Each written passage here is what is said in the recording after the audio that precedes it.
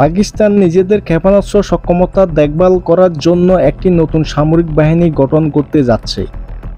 প্রধানমন্ত্রী শাহবাজ শরীফ স্বাধীনতা দিবসে অনুষ্ঠানে ঘোষণা দিয়েছেন এই বাহিনীর নাম হবে রকেট ফোর্স কমান্ড। গত মে মাসে দক্ষিণ এশিয়ার চিরপ্রতিদ্বন্দ্বী ভারত ও পাকিস্তানের মধ্যে কয়েক দশকের মধ্যে সবচেয়ে ভয়াবহ সংঘাতের পর এই সিদ্ধান্ত নেওয়া হয়েছে। শাহবাজ শরীফ বলেন, এই নতুন বাহিনী পাকিস্তান প্রতিরক্ষা শক্তি আরও বাড়াবে এবং ক্ষেপণাস্ত্র ব্যবস্থাপনা বেশি দক্ষতা আনবে। নতুন বাহিনী আধুনিক প্রযুক্তি উন্নত প্রশিক্ষণ পাবে, যাতে যে কোনো হুমকি দ্রুত জবাব দেওয়া যায়। বিশেষজ্ঞদের মতে এটি পাকিস্তান সামরিক কৌশল বড় ধরনের পরিবর্তনের ইঙ্গিত দিচ্ছে।